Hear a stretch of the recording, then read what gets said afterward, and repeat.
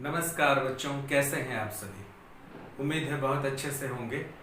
पिछली कक्षा में हम लोग दो बैलों की कथा पाठ पढ़ना शुरू किए थे और उसकी जो मुख्य मुख्य बातें हैं उसे हम एक बार और समझ लेते हैं।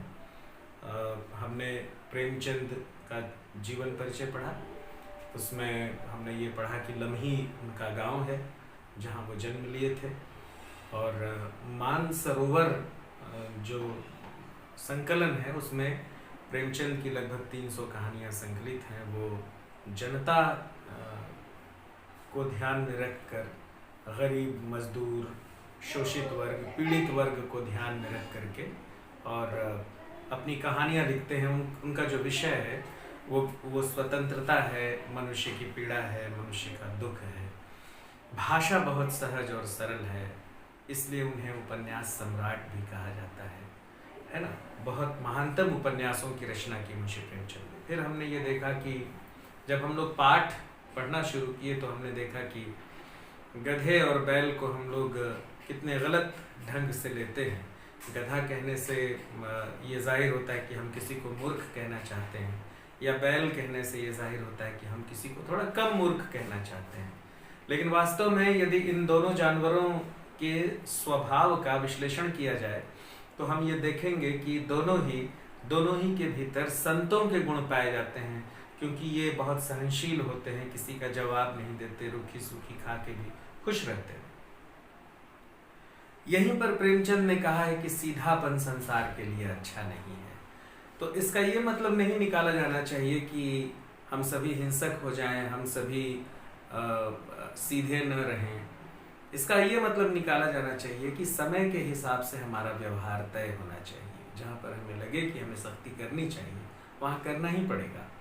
नहीं तो आप देख लीजिए कि अनेक उदाहरण प्रेमचंद ने दिए हैं कि अमेरिका जैसे देश भारतीयों को कितना पीछे समझते हैं। तो पाठ यहीं से शुरू हुआ था और हमने ये देखा कि झूरी काछी है। झूरी काछी जो है वो उनके पास दो बैल हैं, हीरा और मोती, और दोनों पछाई जाति के बैल हैं। प्रश्न उठ सकता है, वो अपने बैलों को बहुत स्नेह करते हैं, बहुत प्रेम करते हैं। दोनों बैल बड़े ही सुंदर है ना, डील में ऊंचे और मोटे तगड़े एकदम ताकतवर बैल थे। तो झूरी काछी अपने बैलों से बहुत प्रेम करते थे। एक दिन क्या हुआ कि जैसा मैंने आपको बताया कि गांवों में लोग एक दूसरे का सहयोग करते हैं और जब काम खत्म हो जाता है तो अपने बैल दूसरों को दे देते हैं कि लीजिए भैया आप भी काम कर लीजिए। तो हुआ ये कि जो झूरी काछी का जो साला था वो ससुराल से, माने झूरी काछी के ससुराल से आया और दोनों बैलों को अपने साथ अपने खेती का काम करने के लिए ले जाने लगा। झूरी काछी हालांकि देना नहीं चाहते होंगे, लेकिन उन्हें देना ही पड़ा, क्योंकि जो उनकी पत्नी है वो बहुत दबाव बनाई होंगी कि आप हमारे भाई को बैल दे दीजिए। जब झूरी काछी दोनों बैलों को गया को दे दिए तो बैलों को लगा बच्चों की हमें बेच दिया गया। बैल बहुत दुखी हुए। यहाँ से प्रश्न उठ सकता है कि जब बैलों को ये मालूम हुआ कि अब उन्हें गया लेके जा रहा है तो बैलों के भीतर कौन सी भावनाएं उमड़ने लगी। तो आप ये लिखेंगे कि बैल जो है ये सोचने लगे कि हमसे कौन सा अपराध हो गया, हमने कौन सी काम चोरी की थी कि मालिक ने हमें दूसरों के हाथों बेच दिया। यदि मालिक को हमारा काम पसंद नहीं था तो मालिक हमसे और काम ले लेते, हम लोग माने मार लेते, कुछ भी कर लेते, हमें तो उनकी सेवा में मर जाना कबूल था, लेकिन मालिक ने हमें क्यों बेच दिया। ऐसा उनके भीतर, ऐसे भाव उनके भीतर उमड़ने लगे। लेकिन गया तो लेकर के गया दोनों बैलों को। दोनों बैल बहुत अड़ गए। आगे से गया, पगहा खींचता तो वो बैल पीछे खींचते, पीछे से मारता तो बैल आगे भागते। मतलब इतना तंग किए हीरा और मोती गया के घर न जाने के लिए। परीक्षा में प्रश्न उठ सकता है कि दोनों बैल क्यों अड़ गए। तो इसलिए अड़ गए क्योंकि उन्हें लगा कि उन्हें बेचा जा रहा है और वे नए मालिक के घर जाना नहीं चाहते थे, इसलिए वे अड़ गए और पूरी शक्ति लगा के गया का विरोध कर रहे थे। लेकिन गया किसी भी तरह से उन्हें अपने घर ले गया और उन्हें रस्सी से बांध दिया। यहाँ तक हम पढ़ चुके थे, ठीक है। अब आगे मैं पढ़ूंगा और आप सभी जहाँ मैंने छोड़ा था वहाँ से किताब निकाल लीजिए। मैंने आपसे पहले भी कहा था कि आप किताब लेके बैठा करिए। बच्चों, ऑनलाइन पढ़ाई को बहुत सीरियसली लीजिए, गंभीरता से लीजिए। मैंने हमेशा कहा है आपको कि इसे बहुत हल्के में मत लीजिए। मैं पढ़ा रहा हूँ तो बिल्कुल मोबाइल को सामने रख के और मेरी आवाज़ सुनिए। मैं आपको दिखाई भी दे रहा हूँ, और अपनी जो किताब कॉपी है उसे वो सामने रखिए, किताब निकाल लीजिए, कॉपी बगल में रखिए और मेरी व्याख्या को सुनिए और महत्वपूर्ण बातों को नोट करिए, तब जाके आपका पढ़ना सफल हो पाएगा। तो चलिए मैं आगे पढ़ता हूँ, मिलाइए। संध्या का समय, दोनों बैल अपने नए स्थान पर पहुंचे। दिन भर के भूखे थे, लेकिन जब नाद में लगाए गए तो एक ने भी उसमें मुंह न डाला। दिल भारी हो रहा था। जिसे उन्होंने अपना घर समझा था वह आज उनसे छूट गया था। यह नया घर, नया गांव, नए आदमी उन्हें बेगानों से लगते थे। यहां से प्रश्न उठ सकता है, बैलों को कैसा लगने लगा? तो जब बैल दिन बहुत थके हारे थे, भूखे थे, जब गया लेकर के गया और उन्हें नाद से लगाया गया। नाद से लगाना मतलब जहां बैल खाते हैं ना, जिसमें खाते हैं उसे नाद कहा जाता है। तो जब उन्हें वहां ले जाया गया तो दोनों बैल भूखे थे लेकिन खाए नहीं, गुस्से में थे, साथ में दुख भी था। उन्हें ये लग रहा था कि एक तो हम बेच दिए गए, फिर हम अपमानित भी हुए, यहाँ ला करके हमको रख दिया गया। नए लोग हैं, नया गांव है, नया मालिक है, नई जगह है, सब कुछ नया, इसलिए बैलों का मन वहां लग नहीं रहा था। दोनों ने अपनी मूक भाषा में सलाह की। दोनों बैल जो है वो आपस में सलाह करने लगे। कौन सी भाषा में? मूक भाषा में, जिसमें आवाज नहीं निकलती है लेकिन बातचीत हो जाती है। वही मैंने आपसे पहले बताया था ना कि मनुष्य के पास ये ताकत नहीं है। ये पशुओं को ही ये ताकत या ये शक्ति मिली हुई है कि वे बिना मुंह खोले, बिना बातचीत किए आपस में तरंगों से ही बातचीत कर लेते हैं। दोनों ने अपनी मूक भाषा में बातचीत की, एक दूसरे को कनखियों से देखा और लेट गए। कनखियों से देखना, तिरछी आंख से देखना, ऐसे करके इशारे इशारे में दोनों में बातचीत हुई। दोनों ने कुछ तय किया लगता है, देखो आगे समझ में आ जाएगा। और दोनों लेट गए चुपचाप, एकदम चुपचाप, कोई विरोध नहीं किए। जब गांव में सोता पड़ गया, मतलब जब पूरा गांव सो गया, जब गांव में सोता पड़ गया तो दोनों ने जोर मार कर पगहे तुड़ा डाले और घर की तरफ चले। पगहे बहुत मजबूत थे, अनुमान न हो सकता था कि कोई बैल उन्हें तोड़ सकेगा, पर इन दोनों में इस समय दुगनी शक्ति आ गई थी। एक एक झटके से रस्सियां टूट गईं। बहुत मजबूत पगहे से बांधा गया था, लेकिन इन दोनों में अतिरिक्त ताकत आ गया था। इतने गुस्से में थे ना कि गुस्से में थोड़ी ताकत बढ़ जाती है। बस दोनों बैल जो हैं, जब सारे लोग सो गए तो रस्सियां तुड़ा लिए और दौड़ते हुए भागे अपने मालिक के घर। झूरी प्रातः काल सोकर उठा तो देखा कि दोनों बैल चरनी पर खड़े हैं। चरनी मतलब जहां बैलों को बांधा जाता है वहां पर नाद भी होते हैं। नाद मतलब तो जानते हो ना, बताया अभी मैं, जिसमें बैल, गाय, पशु खाना खाते हैं, जिसमें भूसा चलाया जाता है, भूसा डाला जाता है, उसको नाद कहते हैं। और अनेक नाद लगे होते हैं और ऊपर से शेड होता है बच्चों, उसको चरनी कहते हैं। उसमें बहुत सारे नाद होते हैं, है ना। और उत्तर प्रदेश में नाद, अनेक नाद हो जाते हैं तो उसे चरण कहा जाता है। चरनी मतलब चरना। तो वहीं बंधे, वहां पर दोनों बैल जाकर के सुबह खड़े हो गए। और झूरी काछी जो है वो रात भर सो के सुबह उठे थे, अपने घर के सामने बैठे थे। झूरी प्रातः काल सोकर उठा तो देखा कि दोनों बैल चरनी पर खड़े हैं। दोनों की गर्दनों में आधा आधा गराव लटक रहा है। गराव मतलब जो रस्सी, आधा आधा टूटा हुआ उनके गर्दन में लटक रहा था। घुटने तक पांव कीचड़ में सने हुए थे और दोनों की आंखों में विद्रोह में स्नेह झलक रहा है। बैल आ गए थे, दोनों के पैर घुटने तक कीचड़ से सने हुए थे। प्रश्न उठ सकता है कि दोनों बैल जब भागकर, पहली बार भागकर झूरी के पास पहुंचे तो वे किस हाल में थे? तो आप बताएंगे कि दोनों के गले में गराव लटक रहा था, रस्सियां लटक रही थी। अगर गराव शब्द याद न आए तो आप ध्यान रखिएगा कि रस्सियां लटक रही थी, आप लिख सकते हैं। पगहे लटक रहे थे, ये भी आप लिख सकते हैं। पगहा बोला जाता है उसको। कुछ नहीं याद होगा तो रस्सियां तो याद रहेगा ना। तो रस्सियां लटक रहे थे, दोनों बैलों के पैर कीचड़ से सने हुए थे, ऐसा लगता था कि वो कहीं कीचड़ से भागते हुए आए हैं। और दोनों की आंखों में स्नेह, विद्रोहमय स्नेह झलक रहा था। विद्रोहमय स्नेह क्या होता है? विद्रोह मतलब क्या होता है? जाइए, हम आपकी बात नहीं मानते, इसको कहते हैं विद्रोह, ठीक ना।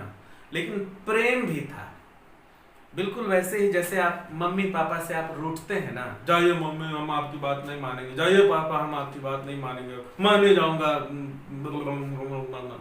करते हैं ना आप लोग। वही विद्रोह में स्नेह होता है। तो दोनों बैल जो हैं वो आकर के खड़े थे और मालिक से मानो कह रहे हैं, क्यों भेज दिया हमको, हम नहीं जाएंगे, हम यहीं रहेंगे, आप तो हमको भेज दिए ना, चलिए ठीक बात नहीं है, आप हम भी समझ गए आपको मालिक, लेकिन हम लोग तो आ गए आपके यहाँ, आप ही बताइए हम लोग आपके बिना कैसे रह सकते। ये सब ऐसा लग रहा था कि बैल ये सारी शिकायतें कर रहे हैं। दोनों बैल बोल नहीं रहे हैं, लेकिन देखने से ऐसा लग रहा है कि दोनों जो हैं गुस्से में भी हैं, थोड़ी थोड़ी रुलाई भी आ रही है दोनों को, और दोनों ही अपने मालिक को देखकर बहुत गदगद भी हैं, प्रेम से भरे हुए हैं, और शिकायत कर रहे हैं कि मालिक आप हमें क्यों भेज दिए, है ना। झूरी बैलों को देखकर स्नेह से गदगद हो गया। बस झूरी देखा कि मेरे दोनों बैल वापस आ गए तो उन्हें बहुत आश्चर्य हुआ, अरे इतने दूर से ये दोनों बैल आ गए वापस, रास्ता मालूम हो गया इनको। बहुत खुश हुआ झूरी, दौड़कर उन्हें गले लगा लिया, गया और गले लगा लिया। प्रेम आलिंगन और चुंबन का वह दृश्य बड़ा ही मनोहर था। गले लगा लिया और बैलों का मुंह चूमने लगा, और वो दृश्य जो है वो बड़ा ही, मालिक और बैल दोनों का प्रेम जो है वो बहुत ही अच्छा दृश्य था वो। अब देखिए, गांव के जो बच्चे थे उनमें भी खबर फैल गई कि हीरा और मोती जो है वो वापस आ गए। तो इससे पहले उनमें खबर फैली हुई थी कि हीरा और मोती चले गए, लेकिन जब वापस आ गए तो तुरंत गांव में करंट की तरह खबर फैल गई, बच्चों के मुंह से पूरा। तो घर और गांव के लड़के जमा हो गए और तालियां बजा बजा कर उनका स्वागत करने लगे। प्रश्न आ सकता है कि जब हीरा और मोती पहली बार लौटकर गांव आए तो गांव के बच्चों ने, लड़कों ने उनका किस तरह स्वागत किया। तो देखिए, मैं पढ़ रहा हूं। घर और गांव के लड़के जमा हो गए, तालियां बजा बजा कर उनका स्वागत करने लगे। गांव की इतिहास में यह घटना अभूतपूर्व न होते हुए भी महत्वपूर्ण थी। अभूतपूर्व न होते हुए भी महत्वपूर्ण थी। मतलब ऐसा नहीं है कि ये घटना पहले नहीं हुई थी, ऐसी घटना अनेक बार हो चुकी थी, ये कोई नई घटना नहीं थी। अक्सर पशुओं को बेच देने पर पशु लौट आते थे अपने घर, लेकिन ये बहुत अजीब तरह की घटना थी। हीरा और मोती ने बहुत गजब ढंग से इस घटना को अंजाम दिया था, है ना। काफी दिनों के बाद ये घटना हुई थी, इसलिए लोगों को बड़ा कुतूहल लग रहा था, बच्चे बड़े खुश थे, है ना। बाल सभा ने निश्चय किया, बच्चों की सभा ने क्या निश्चय किया?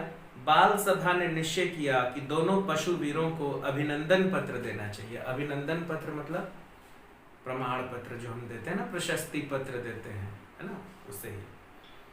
कोई अपने घर से रोटियां लाया, कोई गुड़, कोई चोकर, कोई भूसी, और ला करके बैलों को खिलाना शुरू किया।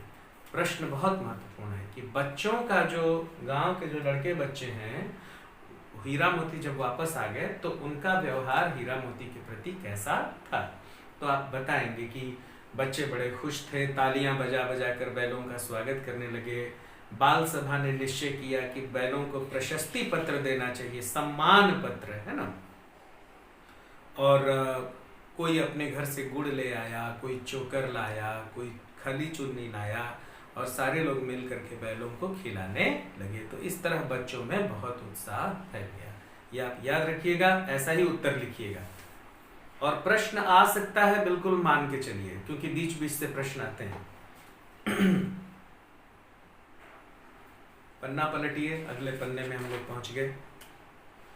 एक बालक ने कहा, अब बच्चों के बीच में बातचीत हो रही है बैलों को लेकर के। एक बालक ने कहा, ऐसे बैल तो किसी के पास नहीं होंगे। दूसरे ने समर्थन किया, इतनी दूर से दोनों अकेले चले आए। तीसरा बोला बैल नहीं है, ये उस जन्म के आदमी हैं, पिछला जन्म में आदमी रहे होंगे, इसलिए इस जन्म में इतने समझदार हैं।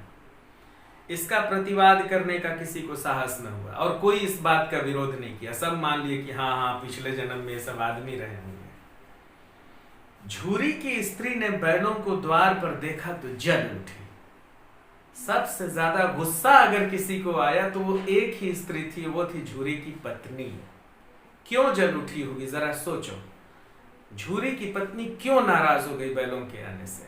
सारा गांव खुश है, बच्चे खुश हैं, झूरी खुश है, सभी लोग खली चुन्नी गुड़ चोकर खिला रहे हैं, लेकिन झूरी की पत्नी बहुत नाराज हो गई। क्यों? चलो बताओ, मुझे सोच कर बताओ, कमेंट बॉक्स में लिखो। देखो, झूरी की पत्नी इसलिए नाराज हो गई क्योंकि बैलों को लेकर कौन गया था? झूरी का भाई गया, है ना।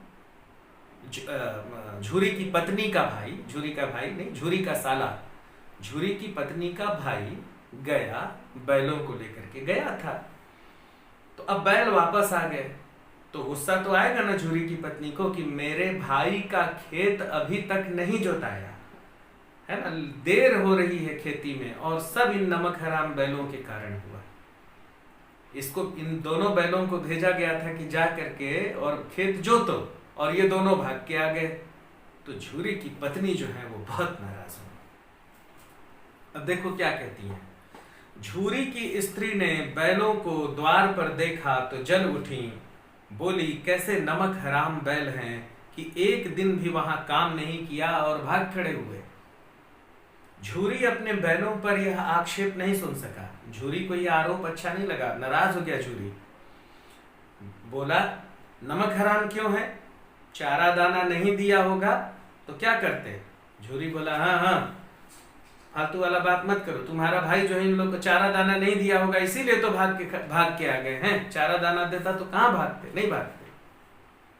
तो स्त्री ने रौब के साथ कहा, जो स्त्री है वो बहुत गुस्साई और रौब जमाते हुए बोली कि हाँ हाँ, तुम ही तो खाली बैलों को खिलाते हो, और लोग तो पानी पिला पिला के पालते हैं बैलों को, तुम ही एक खिलाना जानते हो, बाकी तो और कोई खिलाना जानता नहीं है, इसीलिए ये भाग के आ गए। झूरी ने चिढ़ाया तो झूरी थोड़ा मजा लिया, बोला कि चारा मिलता तो क्यों भागते?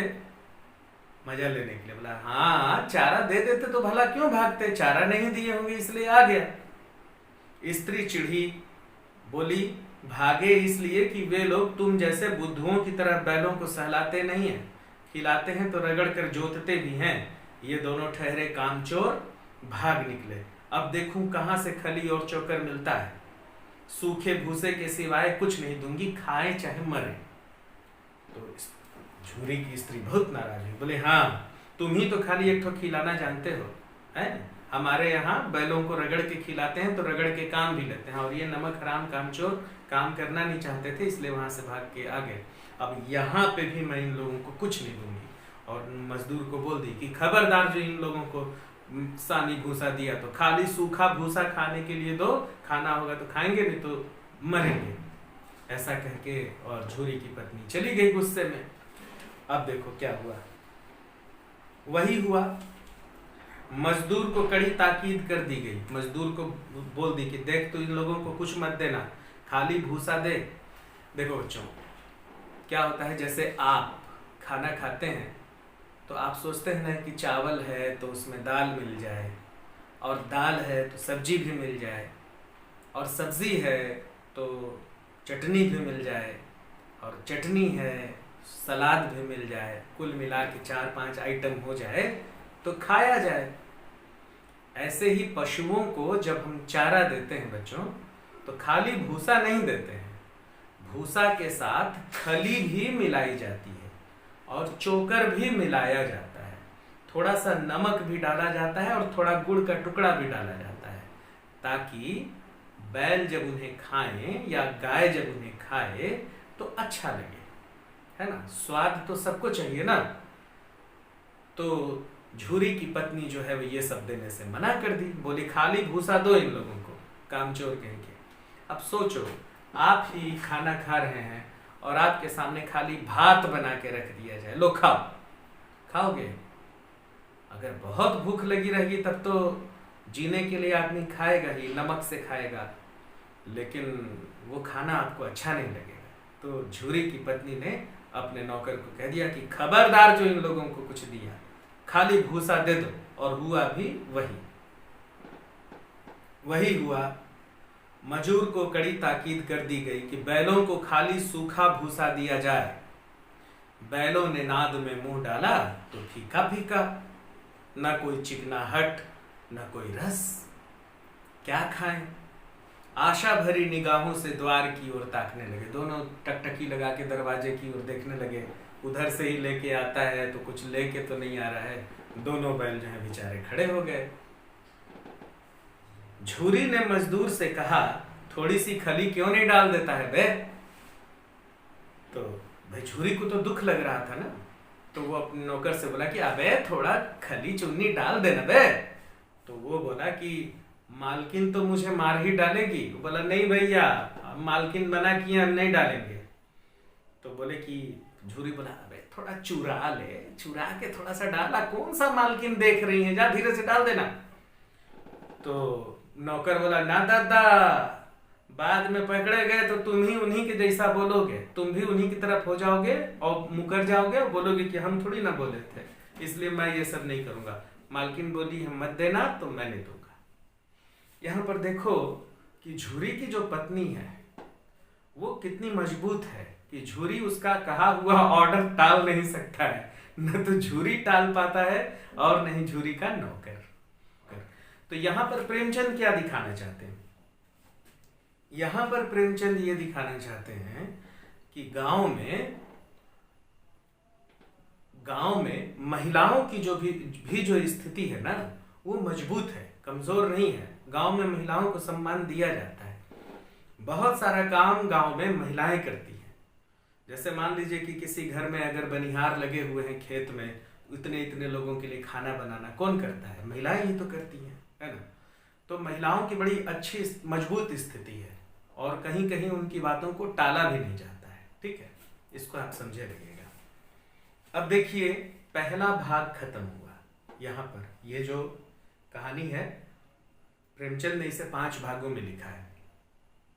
पहला भाग खत्म हो गया। अब चलिए हम लोग दूसरा भाग पढ़ते हैं। ठीक है, पहले भाग में अगर आपको किसी तरह की कोई परेशानी हो तो मुझे व्हाट्सएप में लिखें। हाँ, एक बच्चे ने मुझे व्हाट्सएप किया है, उन्होंने प्रश्न भेजा है कि सर पंचतंत्र और हितोपदेश की परंपरा में यह कहानी लिखी गई है, तो आखिर वो क्या होता है पंचतंत्र और हितोपदेश की परंपरा? तो मैंने उस बच्चे से कहा है कि मैं एक वीडियो बनाऊंगा जिसमें कि आपकी जो भी समस्या होगी उस पर मैं बातचीत करूंगा। तो इस प्रश्न को मैं वहीं के लिए छोड़ देता हूं और फिर हम लोग उस पर बाद में बात करेंगे। आपको भी अगर इस भाग 1 में कहीं कोई परेशानी हो तो मुझे लिख के भेजेंगे। अब मैं शुरू करता हूं भाग 2। शुरू करूं ना? सारे लोग तैयार हैं? चलिए ठीक है, मैं पढ़ता हूं। अब देखिए, बैल भाग आए तो अब जो गया है उसके घर में तो हड़कंप मच गया होगा। अरे बैल कहाँ गए, कहाँ गए, कहाँ गए? उसको दुख भी लगा होगा कि दोनों बैल रस्सी तोड़ाकर कहाँ भाग गए, कहीं भटक तो नहीं गए। बहुत सारी बात गया के मन में चल रही होगी। नाम याद रखिएगा बच्चों, झूरी, गया, झूरी की पत्नी। अब हीरा, मोती दोनों पछाई जाति के। दूसरे दिन झूरी का साला फिर आया और बैलों को ले चला, फिर ले गया। अब की उसने दोनों को गाड़ी में जोता। पिछली बार तो रस्सी खींच के ले जा रहा था तो दोनों बैल बहुत तंग किए। इस बार वो क्या किया कि दोनों बैलों को बैलगाड़ी में बांध दिया दोनों तरफ और बोला चलो अब तुम लोग बैलगाड़ी खींचो। 2-4 बार मोती ने गाड़ी को सड़क की खाई में गिराना चाहा। मोती थोड़ा सा उग्र है ना? तो वो सोचा ना कि बैलगाड़ी को खाई में गिरा देता हूं, पर हीरा ने संभाल लिया। वह ज्यादा सहनशील था, लेकिन हीरा जो है वो बार बार गाड़ी को संभाल लेता था क्योंकि हीरा जो है ना वो थोड़ा सहनशील था, परिस्थितियों को सहने वाला था, लेकिन मोती सहता नहीं था, मोती थोड़ा उग्र था। तो ऐसा नहीं था कि मोती बदमाश बैल था, बदमाश नहीं था, लेकिन कभी कभी आप अपने में ही देखिए ना कि कुछ बच्चे जो हैं वो तुरंत गुस्सा आ जाते हैं, लेकिन अच्छे रहते हैं, बदमाश नहीं रहते, अच्छे बच्चे होते हैं, लेकिन उनको गुस्सा जल्दी आ जाता है और तुरंत ठंडा भी हो जाता है। और वहीं कुछ बच्चे होते हैं जो बहुत ही माने परिस्थितियों के साथ तालमेल बिठा के चलते हैं, गुस्साते नहीं हैं, सब्र करना जानते हैं, बहुत अच्छे से वो अपना जीवन लेके चलते हैं, पढ़ते लिखते हैं। तो यही दोनों चीजें जो हैं मोती और हीरा में दिख रही हैं। तो मोती जो है बार बार बैलगाड़ी गिराना चाहता था और हीरा संभाल लेता था। संध्या समय पहुंचकर उसने दोनों को मोटी रस्सियों से बांधा और कल की शरारत का मजा चखाया। क्या किया होगा? शरारत का मजा चखाना, मारा होगा खूब कस के, डंडे डंडा दोनों की पिटाई किया बांधने के बाद। और फिर वही सूखा भूसा डाल दिया। इस बार गया जो है बहुत नाराज था, मारा भी और सूखा भूसा उनके सामने डाल दिया। अपने दोनों बैलों को खली चुन्नी सब कुछ दी, और वहीं बगल में उसके अपने दोनों बैल बंधे हुए थे, उसको उसने खली चुन्नी सब बढ़िया से दिया। और हीरा मोती को मारा भी, बेइज्जती भी किया, बांध भी दिया, और इन लोगों को कुछ नहीं दिया। दोनों बैलों का ऐसा अपमान कभी नहीं हुआ था। दोनों बैलों का ऐसा अपमान कभी नहीं हुआ था। झूरी उन्हें फूल की लकड़ी से भी नहीं छूता था। जो उनका असली मालिक था झूरी, वो फूल से भी नहीं मारता था। डंडे से मारने की बात तो छोड़ दो, उनकी टिटकार पर दोनों उड़ने लगते थे। और जैसे ही टिटकार मतलब आवाज, जैसे ही झूरी की आवाज आती थी या झूरी जो है खेत जोतते समय ललकारता था, दोनों बैल जो है एकदम झूरी की आवाज पे दौड़ पड़ते थे। लेकिन यहाँ तो सब गड़बड़ था। यहां मार पड़ी, आहत सम्मान की व्यथा तो थी ही, उस पर मिला सूखा भूसा। मतलब यहां मार भी पड़ा, बेइज्जती तो हुई ही, खाने के लिए भूसा भी सूखा मिला।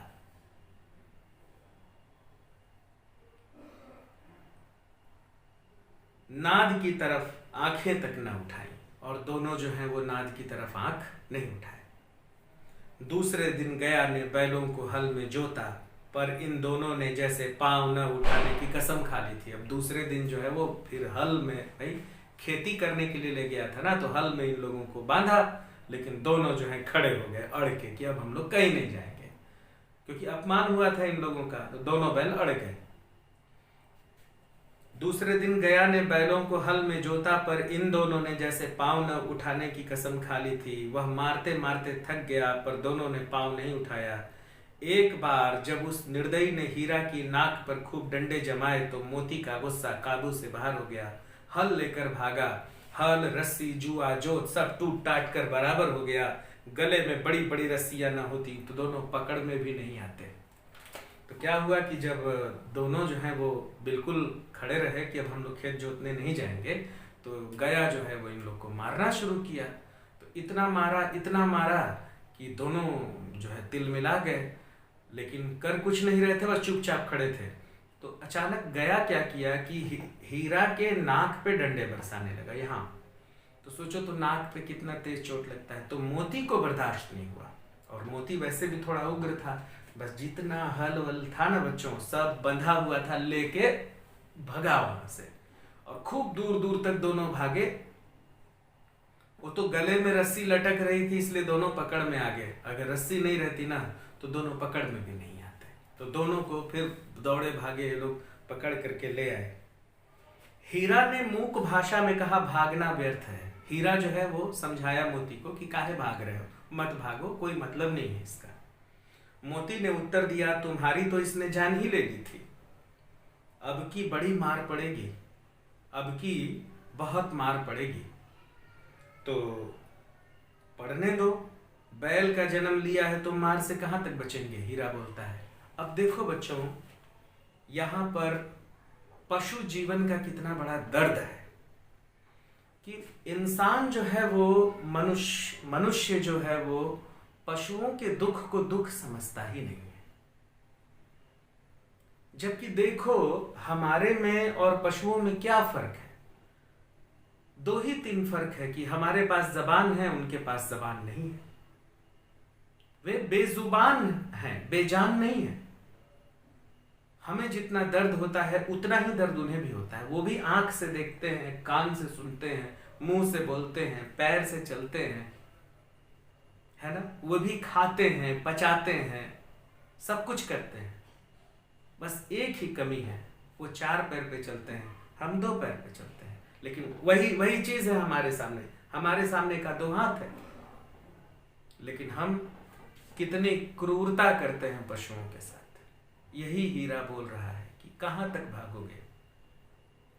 पशु का जन्म लिया है तो मार तो खाना ही पड़ेगा, है ना।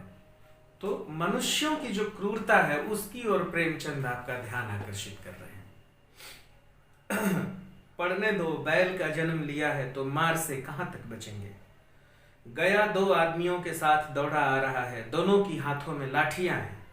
मोती बोला, कहो तो दिखा दूं कुछ मजा, मैं भी लाठी लेकर आ रहा है। बोलो तो पटक देता हूं अभी उठा करके इन लोगों को, बड़ा लाठी लेकर आ रहे हैं। तो हीरा समझाया, नहीं भाई खड़े हो जाओ। तो मोती बोला, मुझे मारेगा तो मैं भी 1-2 को गिरा दूंगा। नहीं, हमारी जाति का ये धर्म नहीं है। देखो क्या गजब की बात बोल दिया हीरा। मोती बोला कि अगर मुझे मारेगा तो मैं भी उठा के पटक दूंगा। और जाहिर सी बात है, बैल के सामने आदमी की क्या औकात। अगर हट्टा कट्टा बैल है तो आदमी उसका क्या बिगाड़ पाएगा, वो तो अपने सींग से उठा के फेंक देगा। तो मोती बोला कि इस बार अगर ये लोग मारे ना, मेरे को मारे चाहे तुमको मारे, तो उठा के पटक दूंगा। तो हीरा बोला, नहीं भाई ये हमारी जाति का धर्म नहीं है। ठीक है मनुष्य है, मारने दो, मारते हैं तो, लेकिन पशुओं का ये धर्म नहीं है कि हम किसी को मारें। हम नहीं मारेंगे। देखो बच्चों, आमतौर पर आप देखिए ना कि पशु आपको कहाँ नुकसान पहुंचाते हैं। शहरों में जो आपको गाय बैल घूमते हुए दिखते हैं, कभी आपको नुकसान पहुंचाते हैं? आप ही मारते हैं, उन पर पानी फेंकते हैं, मारते हैं, उनको भगा देते हैं, है ना। बहुत डरते हैं आपसे वो सब, लेकिन ताकत तो आपसे कई गुना ज्यादा उनके भीतर है ना। तो हीरा ने समझाया कि ये हमारा धर्म नहीं है, हमारा पशु धर्म नहीं है किसी को मारना। यहीं पर मैं आपको बता दूं बच्चों कि परीक्षा में ये प्रश्न आता है कि हीरा जो है वो अनेक जगहों पे बहुत अच्छी अच्छी बातें कहा है, नीति सम्मत बात किया है ना, कानून सम्मत बात किया है, उसकी बातचीत में सामाजिकता है। तो आप जरा बताइए, है ना, कि वो बातें कौन कौन सी हैं। तो आप देख रहे हैं कि हीरा जो है पहले भागने से मना करता है, फिर बोलता है कि पशु का जन्म लिए हैं तो कहां तक बचेंगे, फिर कहता है कि लोगों को मारना हमारा धर्म नहीं है ना। तो इन सब बातों को आप नोट करते चलिए कि हीरा क्या क्या बोल रहा है, परीक्षा में प्रश्न आता है। तो मोती दिल में ही ऐंठ कर रह गया, गया आ पहुंचा और दोनों को पकड़ कर ले चला। दोनों गया आया, दोनों को पकड़ लिया, दोनों बैल चुपचाप खड़े हो गए, पकड़ में आ गए, कोई कुछ नहीं बोला। कुशल हुई कि उस वक्त मारपीट न की गई, नहीं तो मोती तो पलट पड़ता। उसके तेवर देखकर गया और उसके सहायक समझ गए थे कि इस वक्त टाल जाना ही मसलहत है ना। जब गया और उसके आदमी जो है मोती तक पहुंचे और हीरा तक पहुंचे, तो दोनों का बॉडी लैंग्वेज, दोनों का जो तेवर है, उसको देख के गया समझ गया कि अगर अभी कुछ कहेंगे ना तो दोनों बैल उठा के पटक देंगे हम लोग को। ये लोग भी चुपचाप खड़े हो गए हैं, तो बस चुपचाप पकड़ो और पकड़ के ले चलो, ज्यादा कुछ करना नहीं है। तो दोनों ने बैलों को पकड़ लिया, दोनों बैल चुपचाप पकड़ में आ गए, दोनों को पकड़ के ले गया और खूब मोटे रस्से से उनको बांध दिया। आज दोनों के सामने फिर वही सूखा भूसा लाया गया। अब बांध दिया ला करके, और फिर वही सूखा भूसा ला करके डाल दिया। गया भी कम नहीं था, बार बार बैलों की बेइज्जती कर रहा था। देखो पहली ही बार जब उसको पकड़ के लाया बैलों को, तो खूब प्यार से अगर उनको खिलाता पिलाता तो बैल क्यों भागते। बैलों को भी तो समझ में आ जाता कि नहीं, नया मालिक अच्छा है ना। दूसरी बार भी लाया तो बहुत मारा और सूखा भूसा दे दिया और दोनों बैल उस अपने दोनों बैलों को खूब अच्छे से खिलाया। उस समय भी बैल बहुत अपमानित महसूस किए अपने आप को। आज दोनों के सामने फिर वही सूखा भूसा लाया गया। दोनों चुपचाप खड़े रहे। घर के लोग भोजन करने लगे। उस वक्त छोटी सी लड़की 2 रोटियां लिए हुए निकली। अब ध्यान से सुनना इस बात को। रात हो गया, लोग खाना खाने चले गए।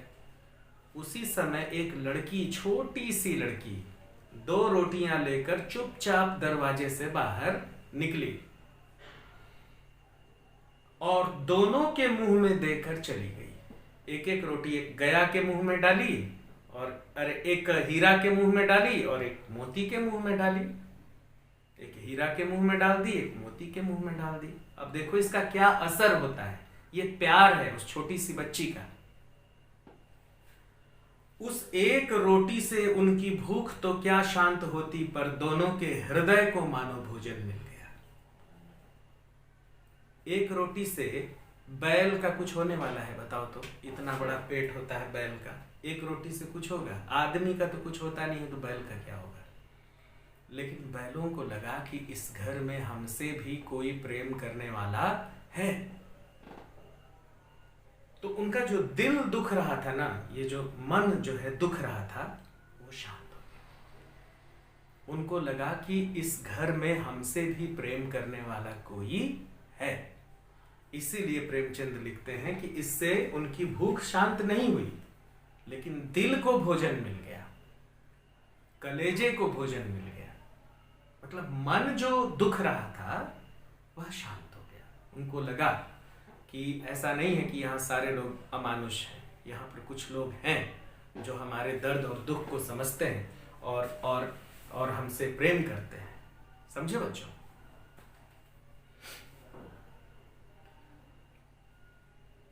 दोनों के हृदय को मानो भोजन मिल गया। यहां भी किसी सज्जन का वास है। लड़की भैरव की थी। याद रखना, लड़की भैरव की थी। लड़की के पिता का नाम क्या था? भैरव। लड़की भैरव की थी। उसकी मां मर चुकी थी, यानी कि लड़की की मां मर गई है, लड़की के पिता जीवित हैं और वो भैरव है। भैरव गया का भाई है, ठीक है। और वो दूसरी शादी कर लिया है, तो लड़की की सौतेली मां भी है। तो सौतेली मां बच्ची को बहुत सताती है, ठीक है। तो देखो दोनों बैल आपस में क्या बातचीत कर रहे हैं। लड़की भैरव की थी, उसकी मां मर चुकी थी, सौतेली मां उसे मारती रहती थी, इसलिए इन बैलों से उसे एक प्रकार की आत्मीयता हो गई थी। देखो, जो लड़की है उसकी भी मां मर गई है, उसकी भी मां नहीं है और वो उसको सताती है। और इधर जो बैल है उसका भी अपना मालिक नहीं है, उसका भी सौतेला मालिक है, वो इन बैलों को सता रहा है। तो लड़की का दुख और बैलों का दुख, दोनों का दुख एक जैसा था और दोनों ही एक दूसरे से स्नेह करने लगे। उस लड़की को लगा कि ये मेरे भाई हैं दोनों और इनका भी दुख मेरे जैसा है। तो वो क्या करती थी, घर से निकलती थी, चुपचाप 2 रोटी दोनों के मुंह में डाल के चली जाती थी, ठीक है। और बच्ची जो है उसको ये बर्दाश्त नहीं होता था कि घर वाले बैलों पर अत्याचार करें, और वो मन ही मन चाहने लगी कि किसी तरह मैं इन बैलों को खोल दूं और ये बैल यहां से भाग जाए, क्योंकि मोटी रस्सी से बंधे हुए थे वो लोग। दोनों दिन भर जोते जाते, डंडे खाते, अड़ते, शाम को थान पर बांध दिए जाते और रात को वही बालिका उन्हें 2 रोटियां खिला जाती। अब ये रोज का सिलसिला शुरू हो गया। दोनों मार खाते, खेत जोतने जाते, वहां पे अड़ जाते। दिन भर गया को बहुत मेहनत करना पड़ता था, खूब मारता था, ये लोग भी खूब मार खाते थे, खेत जोतते थे और शाम को आकर के गया इन्हें बांध देता था और वही सूखा भूसा दे देता था। लेकिन लड़की जो है वो अपने घर से निकलती थी, अपने दरवाजा खोल करके, और 2 रोटी में से एक इसको और एक हीरा को और एक मोती को दे करके चली जाती थी। अब ये चलने लगा, रोज रोज रोज रोज ये होने लगा, ठीक है। लेकिन बैल जो थे वो खेत जोतते समय बहुत मुसीबत खड़ा करते थे। तो एक दिन क्या हुआ कि घर में ये तय होने लगा कि बैलों के नाक में नथ डाल देते हैं। क्या होता है कि जब बैल बहुत अड़ियल हो जाते हैं, पकड़ में नहीं आते हैं, तो ऐसा किया जाता है बच्चों की ये जो जगह है ना नाक की, ये जगह, ये जगह दिख रही है तुमको, ये इसको यहाँ से छेद देते हैं, इसमें छेदा कर देते हैं ऐसे, और उसी छेद में रस्सी ऐसे डाल के और पकड़ लेते हैं। तो जब बैल खींचेगा ऐसे करके तो वो खींच जाएगा, कटने लगेगा तो बैल रुक जाएगा। तो बैलों को नियंत्रित करने के लिए किसानों ने एक तरीका अपनाया जिसे कहते हैं नथ डाल देना यहाँ पे। तो एक दिन रात में ये तय हुआ, गया, झूरी, झूरी बोल, बार बार झूरी मुंह से निकल जाता है, भैरव, गया और भैरव और परिवार के और लोग बैठ के तय किए कि हीरा और मोती तो बहुत बदमाशी कर रहे हैं, काम हो नहीं पा रहा है, पकड़ में नहीं आ पा रहे हैं, तो क्यों ना इनके नाक में नथ डाल दी जाए। तो गया और भैरव जो है वो ये तय कर लिए कि सुबह इनके नाक में नथ हम लोग डालेंगे, और ये बात वो बच्ची सुन ली। अब देखो क्या होता है। दोनों दिन भर जोते जाते, डंडे खाते अड़ते, शाम को थान पर बांध दिए जाते और रात को वही बालिका उन्हें 2 रोटियां खिला जाती। प्रेम के इस प्रसाद की यह बरकत थी कि 2-2 गाल सूखा भूसा खाकर भी दोनों दुर्बल न होते थे, मगर दोनों की आंखों में और रोम रोम में विद्रोह भरा हुआ था। यही प्रेम वाली रोटी थी कि वो दोनों कमजोर नहीं हो रहे थे। उस बालिका का जो प्रेम था, दोनों बैल एकदम मस्त थे, लेकिन अंदर में गुस्सा भरा हुआ था। एक दिन मोती ने मूक भाषा में कहा, अब तो नहीं सहा जाता हीरा। मोती बोला कि अब सहन नहीं हो रहा है मेरे से। तो हीरा बोला, क्या करना चाहते हो? मोती बोला, एक आध को तो सींग पे उठा के फेंक दूंगा। तो हीरा बोला, लेकिन जानते हो वो प्यारी लड़की जो हमें 2 रोटियां खिला जाती है, उसी की लड़की है जो इस घर का मालिक है, वो बेचारी अनाथ नहीं हो जाएगी। जब मोती हीरा समझाया कि यार ये जो वही लड़की है उसी का बाप है वो जिसको तुम मारने के लिए कह रहे हो, मारोगे तो अनाथ नहीं हो जाएगी, तब मोती चुप हो गया। वही बेचारी अनाथ न हो जाएगी। तो मोती बोला, तो मालकिन को ही नहीं उठा के फेंक देता हूं, वो तो सौतेली है, वो इसको बहुत तंग करती है, उसी को उठा के फेंक देता हूं, वही तो उस लड़की को मारती है। तो हीरा देखो यहाँ पे फिर एक बहुत जबरदस्त जवाब देता है, इसको नोट कर लो। कहता है, लेकिन औरत जात पर सींग चलाना मना है। भूले जाते हो। बोलता है औरतों पर सींग नहीं चलाना है, ये हमारे पशु धर्म का अपमान है, हमारे पशु धर्म में औरतों को मारना मना है। अब सोचो ये हीरा कैसा बैल है भाई, गजब गजब की बात करता है अपने दोस्त से। तो मोती थोड़ा सा झल्ला जाता है, बोलता है, तुम तो यार किसी भी तरह निकलने ही नहीं देते हो, तो बताओ पगहा उड़ा के भाग चलें?